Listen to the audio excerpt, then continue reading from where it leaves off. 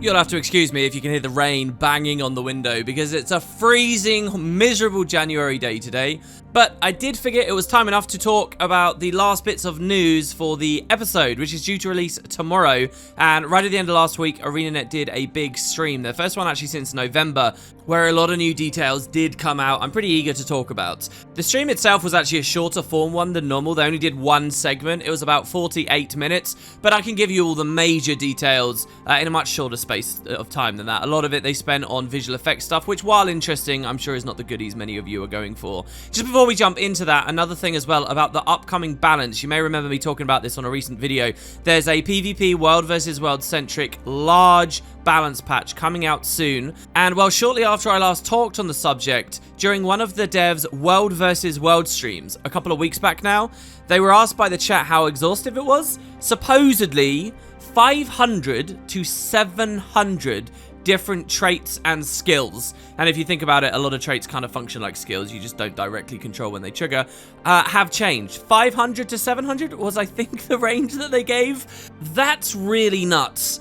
Obviously, I think most of that is to do with refining power creep, bringing boon access down, bringing condition application down, bringing general power down, which will look kind of rubbish to read on the page, but is going to be very healthy for the game, and I'm really excited about. I think because it sounds like it's going to be so big, Boots and I will probably split the upcoming balance of Boots into multiple parts. As you can imagine, that would be one hell of a video. We can talk quite a lot, even over just some pretty minor stuff. Though, also, do bear in mind that maybe, yeah, they say 500 to 700, but if there's like large sweeping systemic changes, such as all sources of regeneration now apply X amount less, all of a sudden you've got hundreds of changes which you're not going to get that much discussion out of necessarily. You're not going to go over every single one, and maybe that accounts for a lot of them. It is kind of mind-blowing. I did the maths. There are enough skills and traits in the game to cover that amount of things, and well, we'll see what the balance looks like. I think it's fair to call it a shake-up patch rather than a balance patch, but a shake-up could be just what I need to get me reinvigorated about that area of the game, which I really haven't played for a long time and I'm rapidly falling out of love with.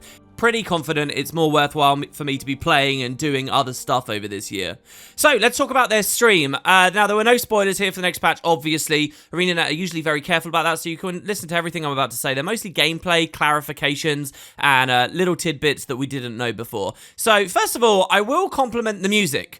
The main topic of conversation about Icebrood Saga right now is it expansion-like? Is it expansion-worthy? Remember, at the presentation last summer, they did use that rhetoric. That don't worry, there's not an expansion, Icebrood Saga is every bit as good.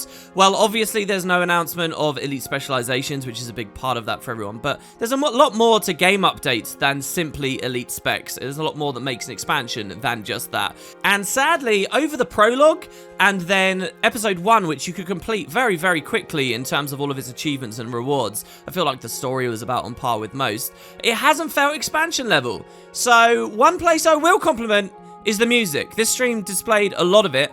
When a new expansion comes out, you do expect a decent soundscape, particularly with combat music and so forth. A big reason why the Heart of Thorns Maguma jungle felt so different to previous jungles we'd been to wasn't just how it looked, of course that was quite radically different, but how it sounded. And when we went to Path of Fire and we heard all these amazing new tracks, it was how it sounded. And the music seems to be hitting the bar. Seriously, there's some good stuff here that we didn't hear very much, obviously, in the prologue, or episode 1 was a little bit more limited. But it sounds like they're expanding a lot, and it tonally is very different. So I will compliment that. As the stream's booting up, you have nothing to do but listen to some of the new tracks, and they sound good. Right, let's move on. So, this new Trials of Koda mechanic. They talked a lot more about how that works. Basically, it's a new type of event, sort of. They call them optional objectives that they haven't really done in the game before, that will show up near regular dynamic events on the map. And if players choose to do it, and they succeed, then that will kick off another event, which is deliberately calibrated to be more difficult and higher scaling, that is themed as kind of like a sequel to the initial events, or the initial Trial of Koda, I guess. So it sounds like while an event's going up, remember the vanilla bonus objective thing that you had going on? It might be a bit like this, and if players go do it, they are successful, you can bump the map's difficulty up, the dynamic event's difficulty up, and I kind of see this as a feature, though the devs didn't say this, as a more robust, self-correcting way for maps with Zergs that are too big or players that are generally a lot more talented to still have interesting experiences in the open world. It also sounds like, very pleasantly, they're kind of locking real content behind doing those, like a sequel event that you might miss out on completely if you didn't do it. That sounds good. Whether they strike a balance where people will do these all the time or never do them, it will actually be a mix, which is probably the most healthy, I guess we'll see. They only gave us a few more details on this. They said that the Trials of Koda are random where they'll be on the map. Only one will ever be on the map at a time, right? So lots of dynamic events could be going on, but they'll only be at one that there's a Trial of Koda that will then potentially bump that event further forward. If they give good achievement incentive and stuff for that, I'm sure lots of people will be doing them. And another nice tidbit is that these are coming to the original areas as well. Now, just to remember, if you guys are totally out of the loop, this new map area, the new places we'll be able to explore, is an extension of the previous map. So we will still be in the Bureau Marches, but the Bureau Marches are now bigger. That's actually very exciting to me. I think the initial instinct for a lot of you might be to think that this is going to be a small patch somehow. They do emphatically say at the very end of the stream that just because it's a map expansion doesn't mean it's low in quality or even small, that they really did give it a full release treatment. It's just that the two maps are connected. I'm excited and actually fairly confident. Why? Well, as a player of Season 2 who experienced the Dry Top situation, Dry Top's one of my favourite maps, really. And I know that the release pace was a little bit different there, and there weren't mounts and all these things allowed them to do a more linear, badass experience. But I'm hoping that the Bureau Marches will have something similar. And of course, we're seeing one of the perks right away. Never in Season 3 or Season 4 did we see new content getting added to a previous map in a significant way. You know, when we got to the Joko release in Corner, there wasn't more stuff going on in the Sandswept Isles. We were maybe lucky in the Jahai Bluffs to get achievements that sent us back to those places somewhat sometimes. But here, they're flushing out the earlier areas with these new Trials of Koda. And apparently, as well, the initial strike missions from the previous map, which I know aren't technically in the Bureau Marches, but are accessed through there, right? Apparently, they are getting new achievements in them, which is brilliant. You guys may be familiar with the fact that one of the main things I'm doing in the game is trying to get every single achievement in the game, do everything in the game. And I'll tell you what, they added all those strike missions in Episode 1, and I've hardly played them. I did one clear of them once, that's it. I can't even remember the content. Why? Because there was just no real incentive. It was amazing to me that they'd done so poorly with that, and this next release is actually adding achievements there. So that's very, very, very good. So yeah, we'll see how the Trials of Koda go. It might be a little bit like Silver Waste, where the legendary spawns and everyone zergs over to that specific area if they can, because, you know, they're random and there's only one on the map. Might feel a bit like those crazed bloodstone creatures we had during Season 3. Time's gonna tell. They did talk a little bit about the Raven Gate setup as well, this new mastery, of course, and they explained that essentially when you activate one of these gates, they will be a kind of world portal that you use to go to an area of the map that you specifically cannot go to otherwise. Now, when I saw the Raven Gates thing, I was fairly cynical because I figure I can just Griffin or Skyscale around, but they might do something more clever than that. If you remember from the trailer, in fact, you've probably been watching some of it as the footage in the background, a lot of stuff seems to be underground, under the ice at least, and I wonder if there's lots of little pockets down there that we'll be able to go to that obviously you could never bypass in any other way. A bit like a roller beetle being able to break open a door. Even with a Skyscale, you can't get around that. You're going to need the roller beetle to get through the door. Similar thing here. I doubt there'll be many in open skies. The way that the devs talk about it as well is it sounds like the areas you go to are going to be pretty cool. Like, they'll look good. They're not just murky little dank caves. Sounds like they actually have puzzles as well. They said that the light puzzle from Episode 1 is going to be somewhat similar to a lot of puzzles you'll be able to do in these Raven statue areas. And then, much later on in the stream, they did talk a bit about how the Raven Gates are different to Jackal portals.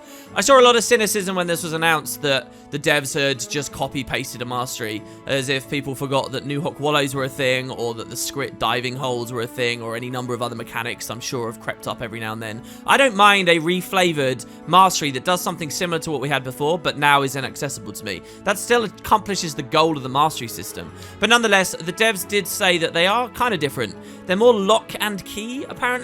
So one person with the mastery kind of has the key to open the lock, And also when you activate them, you get a buff. Like they throw extra active effects on you. That's something that they definitely did a lot in episode 1. Just active effects everywhere. I actually think it's way too bloated and clustered. But hey, maybe that's just me. So the real thing about it being lock and key is you can cooperatively use these. Like only one guy needs the mastery and then everyone can just run on in. And then they've got some kind of mechanism to make sure that people without the mastery who are inside can always get out instead of getting stuck. Say they don't have any money, they can't waypoint, which would be pretty funny. So yeah, it's this co-op thing. I don't like that much. The mastery system is about individual progression. A player sees a thing, they are enticed by it, they can't access it yet, and then later they return with the ability. Now they're just going to bypass it all. Brilliant. I mean, I suppose Mesmer Portals always kind of did this anyway, even during Heart of Thorns. But that wasn't to say Heart of Thorns did it well. They've just always missed the mark. Oh well. Final thing about the Raven Gates I found myself wondering is, and one of the devs kind of spoke in a way that sounded like it might happen, is wondering how they'll be used on later maps. Obviously, we get this big expansion here, we're going under the ice or whatever's happening, and then the map after that, where's that? What's going on there? Are there going to be Raven Gates there as well? Does that mean we'll be staying in the north, or we'll find some place that the Norn were interacting with a long time ago? Or are they going to go the same way as Koda's Flame? Koda's Flame's quite interesting too, for this reason. The devs talked about the map expansion. They said that it's going west, which does take you towards Drakkar Lake of Guild Wars 1. It makes sense since Drakkar seems to be a big thing in this patch. And they said that there's lots of Kodan living there. So if there's lots of Kodan and we're in the far north and there's blizzards and stuff, this would be the moment, the opportunity to get Koda's Warmth, the Bitterfrost Frontier Mastery, having a little bit of extra effect. I will be so happy if I see it there, though they didn't really mention it on the stream. And apparently they were a little bit scared to say it, but I think that the lake will be directly the exact same one as in Guild Wars 1. ArenaNet tend to be pretty good about overlapping the locations from the two games. Obviously that's only something that a subsection of the community will appreciate, but I'm going to point it out anyway because I'm a part of that subsection. So, they say that the three main things of the new area are the Kodan, Norn shrines that have been left around, and maybe there aren't many Norn around to tend to them or something, and what they called contamination. We've obviously seen Drakkar is looking goopy and corrupted and decayed, and well, that's going to be a big visual motif as we go through. What exactly the lore implications are, I don't know, and they haven't spoiled, obviously. Another little thing for the masteries, the chests that you can only open. With the mastery, well, they're going up a tier now. To T3, you get better rewards out of special T3 chests. And again, they kind of debase the mastery system because here's the thing. They try, in an attempt to be nice and considerate, they've coded it so that if you don't have the T3 mastery, but you find one of the special new T3 chests, which I'm sure is getting you the new armor and stuff, you can still open it anyway. They don't want you to feel bad seeing the chest, so you can open it anyway. The thing is, the loot that you get out of it will change to only be lesser loot because you don't actually have the T3. So you get the thrill of opening it even though you're not getting the actual loot. This is just muddy to me and it kind of completely ruins the whole idea of everything. It's just all this pussyfooting around that I think is a bit odd. But hey, so that's something they confirmed as well. Another nice little tidbit is that if you missed episode 1 and if you log in like today when you watch my video, you can still get it. But if you missed it and you unlock episode 2 after the patch tomorrow, you do still get all of episode 1's map. So you kind of get a really big map just for unlocking episode 2, and they've just allowed you to run everywhere. You'll of course miss out on the story journal stuff and probably all the achievements locked behind the story journal, but that's a sizable amount of content just for episode 2. Kind of nice. I am finding myself wondering this as well. What about the reverse? The devs were pretty careful not to say it, but does that mean if I don't log in, alright, I watched this Winner Potatoes video now, and I decide, this doesn't look very good, and I'm next interested in the game in like March. When I log in and get episode 3, but return to the Bureau Marches, will I have episode 1 and 2's explorable terrain? I'm assuming I will. I'm assuming that the reason they've done this is so they don't have to add these weird invisible barriers or compromise the map geometry too much to like have choke points so they can filter people through. So it's probably just going to be a big open area and you can kind of get a 2-for-1, though the devs probably don't want to let you know that because they do want you logging in and playing the recent stuff that they're working on, right? Just an interesting thought, and that's my guess. Sounds like there was a hint that people should be playing together in the story here as well. They were very clear about making sure you have audio on. Episode 1 was fantastic for the whole whispering in your ear. If you missed out on that, you missed a good portion of like the ambience and like the horror vibe they were going for. One of the biggest problems with Living World is that it's rubbish to play co-op. As with every new patch, I will be on Twitch streaming with my friends the first experience, and I'd love for you guys to come along and see that. But you can often see when you go to those streams, and please feel free to if you're curious, you'll see how easy all the boss fights get, how easy it is to miss all the details. It's kind of crazy. I tend to do it co-op and then I have to go back and play it myself, even as enthusiastic about the game as I am. and as carefully as I try to take information in, I have to do another playthrough to let it all sink in. Co-op really isn't a great way to play. But here, they're saying specifically, or they seem to be hinting, that we should play together. Now, I'm sure that's going to have to do with the whispers, like Jormag maybe whispering one thing to one person and a different thing to another person. Maybe a little bit reminiscent of what they did with the Sylvari Heart of Thorns, but perhaps a little bit more with the ante upped. I guess we'll see. And so that was pretty much most of what they said on the stream, guys. The rest of it was talking about visual effects. It was interesting, especially if you like the idea of getting into the games industry, learning about the different kinds of jobs and the work that people put in. Supposedly just the shadow on in the ice, right, which the patch is named after, of Drakkar, took them like months to make, which is crazy because it's just a shadow, but supposedly they had to build all these new shaders and capabilities to be able to accomplish what they were going for, and it will look really good. Sounds like Drakkar is a big part of the patch, by the way. It sounds like the patch will open, we'll see like hints of Drakkar, and as it goes on and on and on, eventually it will come up into some big showdown or something. How that then ties into him being an epic world boss, well, the stream didn't talk about any of that. They didn't really talk about his difficulty or truly fighting him. There's just confirmation that he will die somehow. I think we're going to see his shadow explode or something, a bit like seeing the shatter explode in the sky in Blaze Ridge Steps at launch, maybe, but that was just something I was trying to pick out while they were talking about the visual effects, and I don't really know. So that's about everything. I will close the video with one other thing that had nothing to do with the stream. I'm not sure I really want to talk about much. Over on the Reddit about a week ago, there was a very large thread that, as far as I can tell, everyone really watching the community saw, which was an unlisted trailer from ArenaNet showing off some kind of new cosmetic on the map that seems like it might make you go invisible or something. It was really very vague. Might have been linked officially from them on a tweet or a blog post. I couldn't quite see. But since I'm not sure about that, I guess we'll just wait until tomorrow to see what was going on. And then I'll show you the trailer and we'll talk about it at that point. So there you go, guys. That's you a little bit more into the loop about what's going on with Guild Wars at the moment. Of course, I'll have the full patch rundown for you tomorrow, a patch review after that, and hopefully a lot of really fun videos too. I'm coming to the end of this month where I will give you a nice big channel update that I really want you guys to check out. It'll be a long one, but it's going to talk a lot about how I'm going forward this year, so keep it tuned for that, and I'll see you tomorrow, the day of the release. Thanks, guys. Let me know what you think. Catch you next time.